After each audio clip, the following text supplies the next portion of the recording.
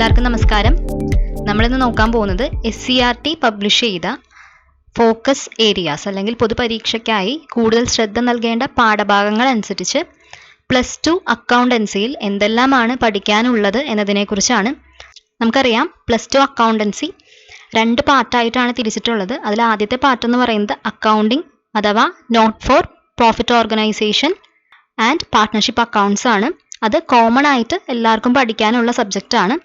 Part 2 എന്ന് പറയുന്നത് കുട്ടികൾ ഓപ്റ്റ് ചെയ്തിട്ടുള്ള സബ്ജക്റ്റാണ്.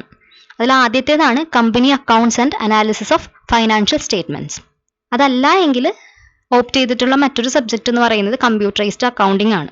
പാർട്ട് 1 അഥവാ not for profit organisation and partnership അക്കൗണ്ട്സിൽ എന്തെല്ലാമാണ് പഠിക്കാനുള്ളത് എന്നതിനെക്കുറിച്ച് ഓൾറെഡി ക്ലാസ് ചെയ്തിട്ടുണ്ട്. അതുപോലെ തന്നെ +2 ബിസിനസ് സ്റ്റഡീസിൽ എന്തെല്ലാമാണ് പഠിക്കാനുള്ളത് എന്നതിനെക്കുറിച്ചും ഓൾറെഡി ക്ലാസ് ചെയ്തിട്ടുണ്ട്. അത് കാണാത്തവർ കണ്ടു നോക്കുക. അപ്പോൾ നമുക്ക് part 2 company accounts and analysis of financial സ്റ്റേറ്റ്മെന്റിൽ പൊതുപരീക്ഷയ്ക്കായി എന്തെല്ലാമാണ് പഠിക്കേണ്ടത് എന്നതിനെക്കുറിച്ച് നോക്കാം.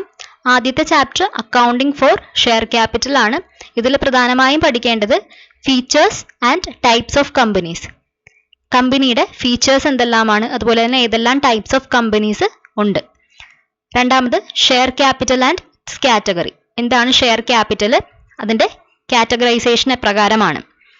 Issue of shares and basic journal entries. Issue of shares, അതായത് ഷെയർസ് എങ്ങനെയെല്ലാം ഇഷ്യൂ ചെയ്യാം, അതുപോലെ തന്നെ അതുമായി ബന്ധപ്പെട്ട ജേർണൽ എൻട്രീസ് എന്തെല്ലാമാണ്. Calls in arrears and calls in advance. എന്താണ് കോൾസ് ഇൻ അരിയേഴ്സ്, അതുപോലെ തന്നെ calls in advance. Issue of shares at par and at premium. ഷെയറിന്റെ ഇഷ്യൂ അറ്റ് പാറിലും അതുപോലെ പ്രീമിയത്തിലും എപ്രകാരമാണ്. Oversubscription of shares excluding pro rata. Forfeiture and reissue of shares. ഇത്രയുമാണ് first ചാപ്റ്ററായ അക്കൗണ്ടിങ് ഫോർ ഷെയർ ക്യാപിറ്റൽ പഠിക്കാനുള്ളത്. രണ്ടാമത്തെ ചാപ്റ്റർ ആണ് issue and redemption of debenture. ഇതിൽ പ്രധാനമായും പഠിക്കാനുള്ളത് meaning and types of debentures. ഡിബഞ്ചറിന്റെ മീനിങ് എന്താണ്, അതുപോലെ തന്നെ ഏതെല്ലാം ടൈപ്സ് ഡിബഞ്ചേഴ്സ് ഉണ്ട്. Difference between shares and debentures. ഷെയറും ഡിബഞ്ചറും തമ്മിലുള്ള പ്രധാനപ്പെട്ട വ്യത്യാസങ്ങൾ എന്തെല്ലാമാണ്. Issue of debentures for cash. ഇത്രയുമാണ് issue and redemption of debenture എന്ന സെക്കൻഡ് ചാപ്റ്ററിൽ പഠിക്കാനുള്ളത്. മൂന്നാമത്തെ ചാപ്റ്റർ ആണ് financial statement of a company. ഇതിൽ പ്രധാനമായും പഠിക്കാനുള്ളത് ടൈപ്സ് ഓഫ് ഫൈനാൻഷ്യൽ സ്റ്റേറ്റ്മെന്റ്. ഏതെല്ലാം ഫൈനാൻഷ്യൽ സ്റ്റേറ്റ്മെന്റ്സ് ആണുള്ളത്. Balance sheet and profit and loss account. അതുപോലെ limitations of financial statement. Financial സ്റ്റേറ്റ്മെന്റിന്റെ പോരായ്മകൾ എന്തെല്ലാമാണ്. ഇത്രയുമാണ് തേർഡ് ചാപ്റ്റർ ആയ ഫൈനാൻഷ്യൽ സ്റ്റേറ്റ്മെന്റ് ഓഫ് എ കമ്പനിയിൽ പഠിക്കാനുള്ളത്. നാലാമത്തെ ചാപ്റ്റർ ആണ് അനാലിസിസ് ഓഫ് ഫൈനാൻഷ്യൽ സ്റ്റേറ്റ്മെന്റ്. ഇതിൽ പ്രധാനമായും പഠിക്കാനുള്ളത് objectives of analysis of financial statement. Financial statement analyse ചെയ്യുന്നതിന്റെ പ്രധാന ഉദ്ദേശങ്ങൾ എന്തെല്ലാമാണ്.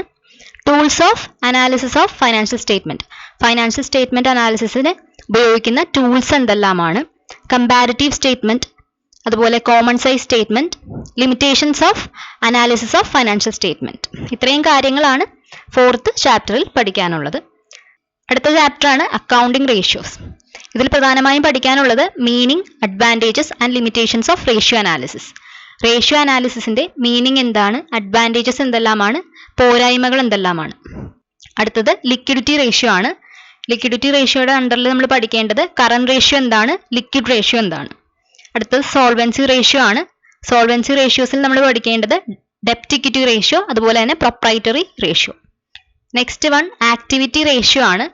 ആക്ടിവിറ്റി റേഷ്യോന്റെ അണ്ടറിൽ നമ്മൾ പഠിക്കേണ്ടത് inventory turnover ratio, working capital turnover ratio. Next one profitability ratio ആണ്.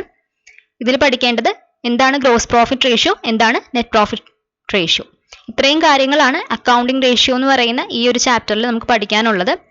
അടുത്ത ചാപ്റ്റർ ആണ് cash flow statement. Cash flow സ്റ്റേറ്റ്മെന്റിൽ പ്രധാനമായും പഠിക്കാനുള്ളത് meaning, objectives and benefits of cash flow statement. എന്താണ് ക്യാഷ് ഫ്ലോ സ്റ്റേറ്റ്മെന്റ്, അതിന്റെ ഒബ്ജക്റ്റീവ്സ് എന്തെല്ലാമാണ്, benefits എന്തെല്ലാമാണ്. Next one classification of activities for cash flow statement. Then limitations of cash flow statement. എന്തെല്ലാമാണ് cash flow സ്റ്റേറ്റ്മെന്റിന്റെ limitations. ഇത്രയും ടോപ്പിക്കുകളാണ് നമുക്ക് അക്കൗണ്ടിങ്ങിന്റെ part 2 company accounts and analysis of financial സ്റ്റേറ്റ്മെന്റിൽ പ്രധാനമായും പഠിക്കേണ്ടുന്ന പാഠഭാഗങ്ങൾ.